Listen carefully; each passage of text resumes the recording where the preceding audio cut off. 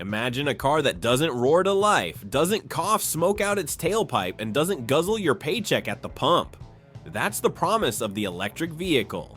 They're sleek, quiet, and just futuristic enough to make you feel like you're driving a spaceship, but also just confusing enough to make you worry that said spaceship might leave you stranded at a strip mall with 2% battery. It's now 2025, and EVs are no longer the future. They're very much the present. But is America ready for them? EVs are on the rise, but slowly, like a sloth, with rocket boosters. Let's talk numbers. In 2024, Americans purchased approximately 1.5 million electric vehicles. That's a 10% increase over the previous year. Not bad, until you remember that 2023 saw a 40% jump. It's like the industry was sprinting and then remembered it forgot to tie its shoes. Since 2010, the US has sold around 4.7 million plug-in vehicles, and 1.4 million of those rolled off lots just last year.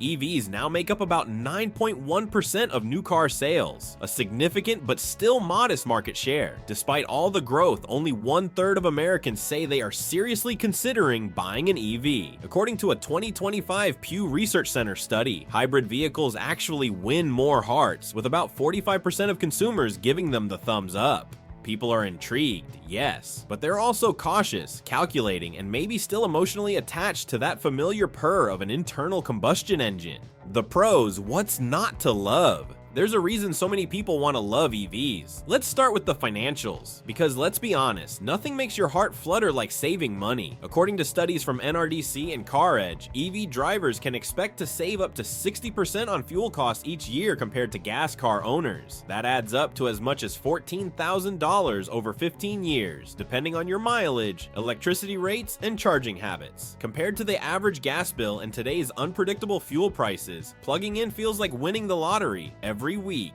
Maintenance? Practically a non-issue. EVs don't need oil changes, spark plug replacements, timing belt swaps, or any of the other fun surprises that make you cry quietly in the Jiffy Lube parking lot. With fewer moving parts, EVs are inherently simpler. As the Washington Post, NRDC, and Kelley Blue Book confirm, EV owners report fewer service visits, lower repair costs, and more time spent driving instead of waiting for a mechanic to decode engine warning lights. The environmental benefits? They speak volumes without coughing up smoke. With zero tailpipe emissions, EVs drastically reduce urban smog and airborne toxins. Cities with high EV adoption are projected to see fewer pollution-related deaths and billions saved in healthcare costs over time. Plus, regenerative braking, a feature common in most EVs, helps capture energy while driving and reduces harmful brake dust, meaning cleaner air for your lungs and less wear on your brakes. It's science. It's smart. It's also a little bit magical. One of the biggest past drawbacks, public charging, has taken major strides. In early 2025, there are more than 84,000 public charging stations across North America. That includes Tesla's fast-growing supercharger network, CCS1 ports, CHAdeMO chargers, and more. Tesla's once exclusive network is now opening up to other vehicles, making it easier for non-Tesla drivers to juice up without jumping through hoops. The landscape is evolving fast, and drivers are reaping the benefits. Then there are the myths that still haunt EVs, like ghost stories. The idea that EVs are slow? Laughable. Electric motors provide instant torque that launches you forward like a roller coaster at a theme park. Unsafe. Electric vehicles actually catch fire less frequently than gas vehicles. Too small? Tell that to the spacious Kia Niro or the family-sized Chevy Bolt. Difficult to charge or expensive to power. Not when you're charging at home overnight for a fraction of gas prices. And reliability. With fewer parts to break, EVs are proving to be surprisingly durable. No drama, just drive. The cons: keep calm and keep your range anxiety under control. Of course, it's not all sunshine and high voltage dreams. There are real concerns, and anyone considering an EV should go in with eyes wide open. First up, the price tag. Even with lower battery costs and competition heating up, EVs are still significantly more expensive up front. According to AP News and MarketWatch, new EVs cost an average of $55,544. That's nearly $9,000 more than comparable gas-powered cars.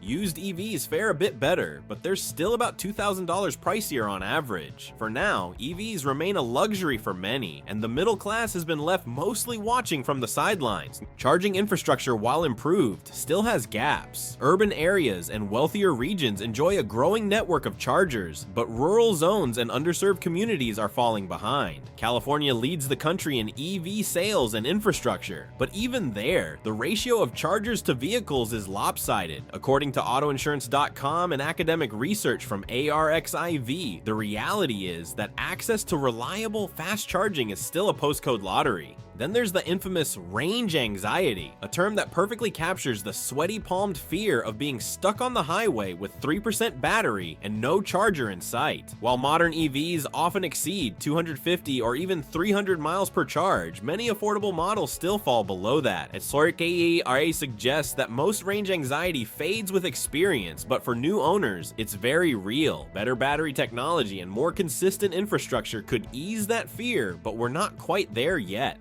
And let's talk about the grid. Picture this. Everyone gets home from work, plugs in their EVs, and suddenly the neighborhood's transformer is hotter than a toaster. This isn't hypothetical. Local grid overload is a serious concern, especially as more drivers go electric. Utilities are experimenting with smart meters, load balancing, and incentives for off-peak charging, but until these systems are widespread, it's a delicate balancing act. There's also a less glamorous issue hidden inside every EV battery: rare earth minerals, lithium, cobalt, neodymium. These materials power the EV revolution, but come with steep environmental and ethical costs. Mining them often involves pollution, deforestation, and even exploitative labor practices. There's hope on the horizon. Advances in battery recycling could allow us to reuse these materials and reduce dependency on fresh mining. Some studies suggest recycled materials could meet most EV battery demand within a decade, but today that's still a developing promise, not a widespread solution. And then comes the looming policy cliff. Right now, EV buyers benefit from federal tax credits of up to $7,500 for new vehicles and $4,000 for used ones. But those credits are set to disappear on September 30th, 2025. Without them, affordability drops even further. According to the Wall Street Journal and AP News, the fear of this phase-out is already having an effect. EV sales in June 2025 dropped by 6.2% despite fire sale lease offers like the Kia Niro EV for $129 per month. As incentives disappear, so may buyers. Even automakers are tapping the brakes. In recent months, Detroit's Big Three, Ford, GM, and Stellantis have shifted focus back toward gas-powered trucks and SUVs. Ford is delaying EV investments. GM is building V8s again. Stellantis is doubling down on pickup trucks. GM and Hyundai are now betting big on hybrids instead of pure EVs, hoping to bridge the gap until charging networks and consumer confidence catch up. The political and economic curveballs. EV adoption is closely tied to politics and economics. When tax credits and incentives are in place, sales surge, but with federal EV credits set to expire soon and no clear renewal plan, momentum could stall. A policy shift could reshape the entire market. Still, automakers aren't backing down. New models like the Volkswagen ID.